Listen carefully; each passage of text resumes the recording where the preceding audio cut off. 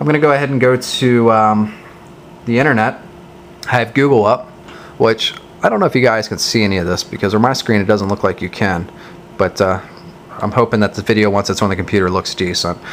From Google, I'm going to go to menu. I can do bookmarks. I'm going to go ahead and pull up my350z.com. See how fast this takes to come up. And this page is fully loaded right now. So, I shouldn't say fully loaded, it's almost loaded, but my350s. Anybody with my350 knows that it's been stagnant lately. They keep having issues. But scroll up and down. You can do it slow, you can do it fast. I personally like the double tap to get it to go in, but for the iPhone users that have to have this, hey, you can do it. Make you happy. Personally, I don't use it that often. I like the double tap. One thing I do like about this phone, that I really like about this phone, the Storm, I always had issues with smaller links. You go to push one and you push the next one, or the one before it, or the one after. It was always an issue. With this phone, for some reason, it almost always gets the link you want. It's awesome. I mean, that, boom, done. I want to go to mid-A because that's where I'm from, and it pulled it up. Another thing I can do is if I, let's go and look at the goofball. If anybody knows Atomic Goofball, he's on a couple different TV programs. It's from Jessup, Maryland. Or he probably says Columbia or Baltimore because nobody knows of Jessup. But enough plugs for him. I'm sure he gets enough TV time. If I hold down on the link, it will actually bring up an open and new window screen. So now I have two windows open. If I go to menu, I can go to Windows, and I can actually go back and forth between the two. And you can do, I'm not sure how many windows you can do, I think 3 or 4 before it cuts off. But so I have one there. I'm going to go to another link. Let's go to random ass transmission failure. Click on that. While that's loading, I'm going to pop over to this one, and there's pictures of Goofball's wrecked car on the side of 32 back when it snowed, one of the many times this year, and then other pictures of his car that were getting done.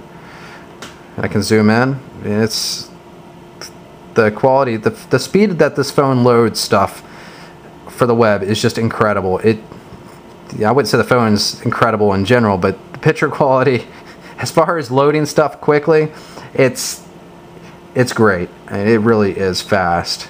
Another cool thing is the word wrap. When you zoom in and out, it does actually work really well on this phone. Go back. You got your back button, menu, home screen, so you can kind of navigate with this. Go to another page. Let's go to HondaSwap.com. Give a plug out to Mr. Brian. He owns Honda Swap.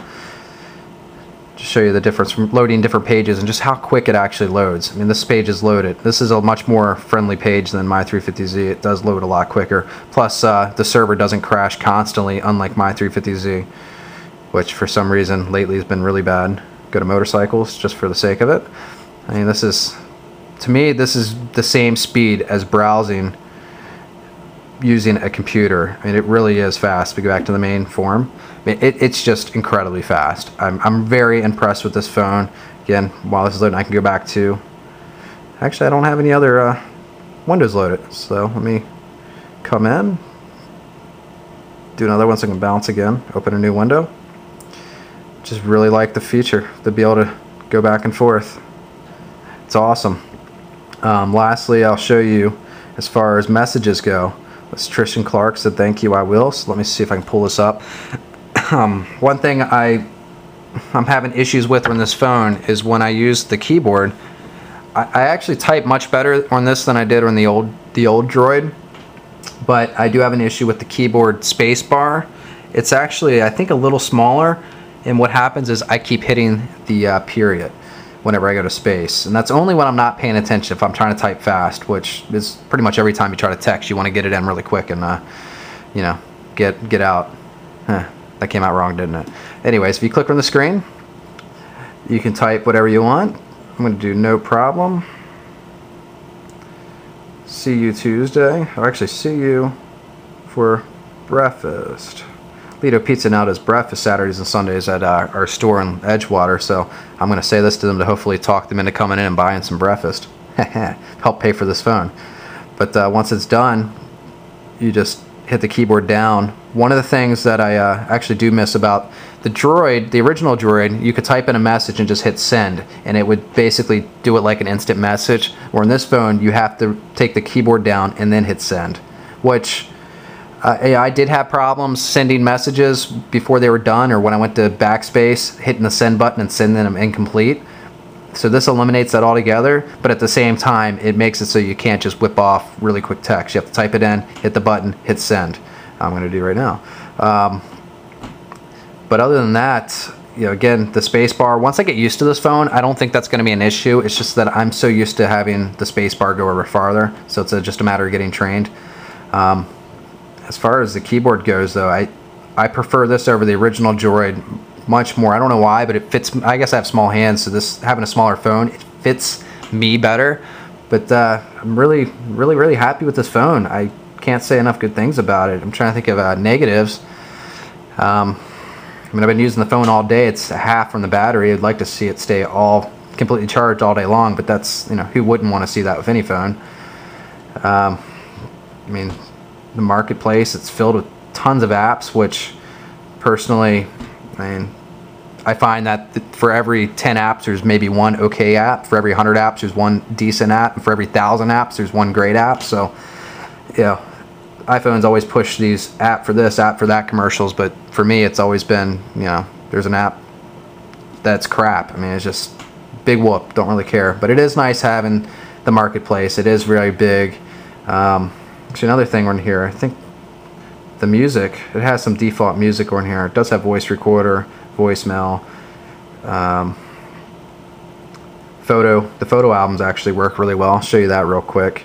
Let's go to my car stuff, since I'm showing this on a car form mostly. You can zoom in to the picture, and then just like, I mean, it's no different than the iPhone in a sense, the way you go back and forth. Unlike the Storm, it doesn't hesitate after you get about 5 pictures in. It keeps going, and it's just ready for more. And a lot of these pictures that I have on here are high quality pictures. Some of these might be a meg, and it's still able to handle them, which is quite impressive. The other thing was the music, which I guess that's under music. That makes sense, wouldn't it? Just click play, and you can actually flip from album to album. It's extremely smooth. It's very impressive.